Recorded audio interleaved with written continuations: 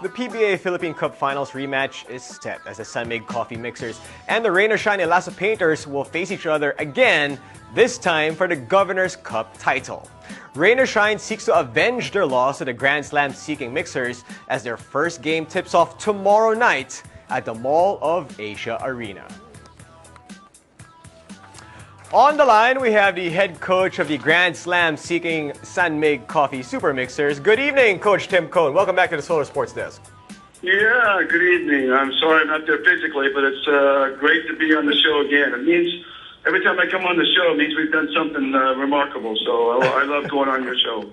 We understand completely why you're not here tonight. Yeah. Big things happening tomorrow, Coach. Coach Tim, now Coach Yang has said that Rain or Shine has had a lot of problems with tall teams like Mig Coffee. What are your thoughts on the matchup problems that you have against or on Rain or Shine? Well, I think that primarily he's probably talking about our walking mismatch, Joe DeVance. They have a hard time finding a matchup for him because of his versatility. And his ability to play in and out and handle the ball allows us to play big lineups. We're not particularly big. We don't have any Greg Slaughters or Japeth Aguilars or Fajardos. But, we play three big across and with two guards. And our guards, of course, are big and TJ and James. And then Mark comes off the bench. So we start a big lineup. It's not a huge lineup in terms of having one big player, but we're pretty big all the way across.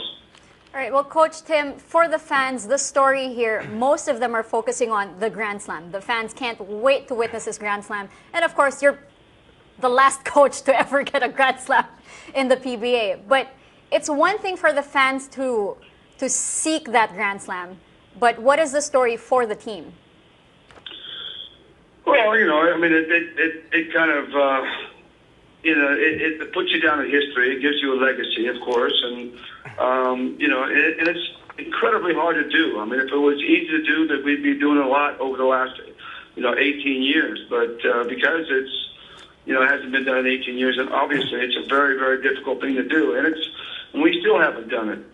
Chart Reyes and Talkatex tried to do it in 2011 and came up short against Petron. And we're hoping that we can carry it all the way. It's not a slam dunk.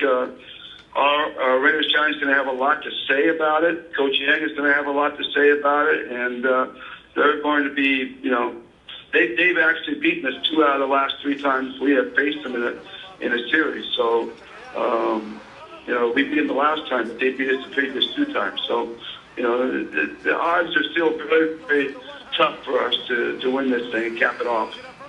Now, Coach Tim, obviously you guys have been in the finals over and over again in the past couple of conferences in the PBA, and a lot of people have said already that fatigue is going to have to catch up with Mig Coffee sooner or later. Obviously, it's probably creeping in about now, but how important is the bench, is your second unit, especially in this series with an unpredictable Rain or Shine lineup? Well, Coach Yang likes to really stretch his lineups out, and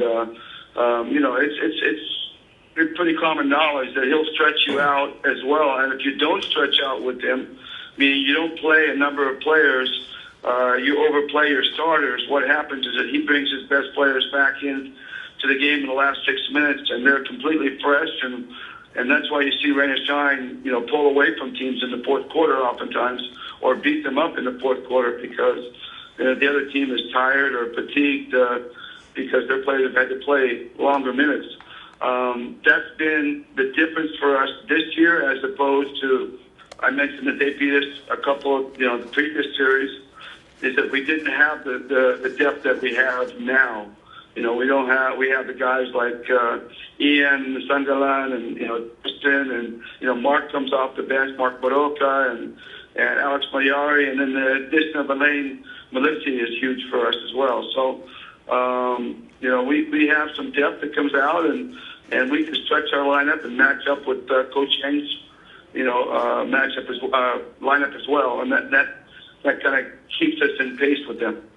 Well, Coach, for the last time you were in the finals, you pulled a few surprise moves as well. You sat down your starters And, the heroes of the finals became your bench players. And now that says a lot about how much you trust your lineup as well. Should we expect a little bit more of this from you in this final series? Well, I don't think you go into the series thinking this is what you'll do and that's what you do. It's a reaction type thing. You read your players, you read, what kind of energy does James have tonight? What kind of energy does DJ or Ping have tonight? Is Justin and Ian and Mark, are they feeling good about their games tonight? These are things that you have to read, I think, from a coaching standpoint, and then you make your decisions as you go along. It's the possibility, the opportunity, I should say, is always for the starters, the core guys, to really get the minutes. And if they're playing well and they're showing good energy, then they're going to stay on the floor. Because those are the guys you really truly trust the most. But again, we've had the opportunity to have some bench players, guys coming off the bench, who have been tried and tested. So the trust level for them is also very high. So we won't hesitate to go for them. And some of those guys coming off the bench are really good defensive players. Like Justin Melton and Mark Madoka, Alex Mariari, and sometimes you have to win with your defense and your best defensive players out there instead of your best scorers. And that's what we do sometimes. All right. Thank you so much, Coach Tim, and hopefully we see you live in the studio again. I would love to come by. You're a long ways away, but I would still love to come by. All right. Thank you. Thank you, Coach Tim. Thank you so much for having me.